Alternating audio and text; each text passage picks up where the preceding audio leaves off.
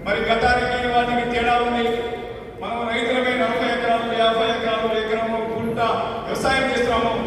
కానీ మన ఇంట్లో ఎక్కడ పాడి పశువు లేదు, గోవు లేదు, గేదె లేదు. పెరట్లో కూరగాయ మొక్కలు పెంచుకునే పరిస్థితి లేదు. కానీ వ్యవసాయదారుడుగా నాకు పేరున్నప్పటికీ కూడా నా ఇంట్లో నేను కూరగాయలు కొనుక్కునే పరిస్థితి ఉంది. మరి ఇది ఎందుకు ఉన్నదన్న విషయం ఆలోచన చేసుకోవాలన్నా నేను, ఇది మనలోనే మార్పు రావాలన్న విషయం ఆలోచన చేసుకోమంటా నేను. అందుకోసం ప్రతి రైతు ఆలోచన చేసుకోవాలి, మనం మారాలి, ఈ దేశాన్ని మార్చే ప్రయత్నం చేయాలి. దాంట్లో భాగంగానే భారతీయ జనతా పార్టీ ఈ రకమైన కార్యక్రమాలు చేపడుతుంది. నరేంద్ర మోడీ గారి నాయకత్వంలో మరి లక్షల కోట్ల రూపాయలు రైతుల కోసం వెచ్చిస్తుంది. రైతు జీవితాలు మెరుగుపడాలని, రైతు బాగుంటేనే దేశము బాగుంటుందనే ఆలోచనతో లక్షల కోట్ల రూపాయలు సబ్సిడీలు ఇచ్చి రైతుల్ని పెద్ద ఎత్తున చేయాలని ఆలోచన చేస్తున్నప్పటికీ కూడా రైతు పరిస్థితి మారటం లేదు. జీవన విధానము రైతు పరిస్థితి రోజు రోజుకి తగ్గిపోతుంది. దానికి కారణము ఖర్చు పెరుగుతుంది, ఉత్పత్తి తగ్గుతుంది, ధర తగ్గుతుంది. రైతు లేని వాళ్ళు కష్టపడుతున్నాం. మనము కష్టపడుతున్నప్పటికీ కూడా ఖర్చు విపరీతంగా ఖర్చు చేస్తున్నాం. ప్రభుత్వం 3000 రూపాయలు యూరియా బస్తాని 250 రూపాయలకి ఇస్తుంటే కూడా పంటకి నష్టం వస్తుంది. ఎందుకంటే ప్రకృతి కూడా సహకరించట్లేదు రైతుకి. పంట వచ్చే సమయానికి వర్షము, జల్లు, తుఫాన్ అనే పేరు మీద రైతుల్ని ఇబ్బంది పెడుతుంది.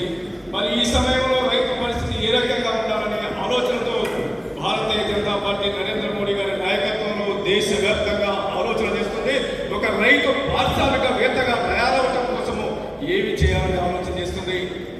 మీకు తెలుసు, మనం మినుములు పండిస్తే రేట్ లేదు, మినపప్పు కొనాలంటే రేట్ ఎక్కువ ఉంది, ఒడ్లు పంపిస్తే రేట్ లేదు, బియ్యం కొనాలంటే రేట్ ఎక్కువ ఉంది, కందులు పండిస్తే రేట్ లేదు, కందిపప్పు కొనాలంటే రేట్ ఎక్కువ ఉంది. దీనికి కారణము మధ్యలో దళారు వ్యవస్థ ఉండడం వల్ల. కానీ ఈ రైతే కనుక ఈ పరిస్థితి మారితే రైతు జీవితం ఏ రకంగా ఉంటుందనే ఆలోచన చేయమంటా నేను. అందుకోసమని భారతీయ జనతా పార్టీ ఆలోచన చేస్తుంది. ప్రతి రైతు ఒక పారిశ్రామికవేత్తగా తాను పండించిన పంటను తానే తయారు చేసి ఎవరైతే వినియోగదారులు ఉంటారో వారికి అందించే ప్రయత్నం చేయడం కోసము పెద్ద ఎత్తున కార్యక్రమం చేస్తుంది. దానిలో భాగంగానే ఇవాళ ఆంధ్రప్రదేశ్లో కూడా భారతీయ జనతా కిసాన్ మోర్చా ఆధ్వర్యంలో ఈ రకమైన కార్యక్రమం చేపట్టడం వాస్తవంగా నేను ఇవాళ మాధవ్ అధ్యక్షులుగా అయ్యాక అనేక విషయాల మీద కులాలకు సంబంధించి కానీ, వర్గాలకు సంబంధించి కానీ, రైతులకు సంబంధించిన విషయాలు అనేక విషయాలను ఈ రౌండ్ టేబుల్ సమావేశానికి చర్చించడం జరుగుతుంది. మీ అందరి సలహాలు సహకారాలు తీసుకొని ప్రభుత్వం నుంచి వాళ్ళ కేంద్ర ప్రభుత్వం కానీ రాష్ట్ర ప్రభుత్వం కానీ రైతులకు సహకారం అందిస్తుంది.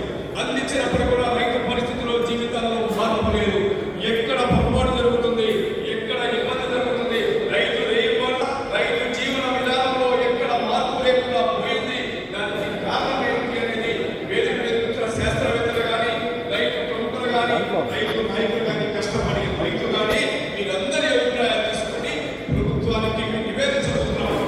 ఎందుకంటే మెరుగైన సేవ ఏ రకంగా చేస్తే రైతు జీవన విధానం మారుతుంది, రైతు పండించిన పంటకు ఏ రకంగా రేటు వస్తుందనే ఆలోచనతో భారతీయ జనతా కిసాన్ మోర్చా ఆంధ్రప్రదేశ్ శాఖ ఈ రకమైన కార్యక్రమం చేపట్టుకున్నారు. ఇది ఆరంభం మాత్రమే. ఈ రోజు మనందరి అభిప్రాయాలు తీసుకున్నాము. అభిప్రాయాలు తీసుకున్నాక దీనిని ప్రభుత్వం దృష్టికి వెళ్తాము. మనం కేంద్ర రాష్ట్ర ప్రభుత్వాలు అనేక కార్యక్రమాలు సేంద్రియ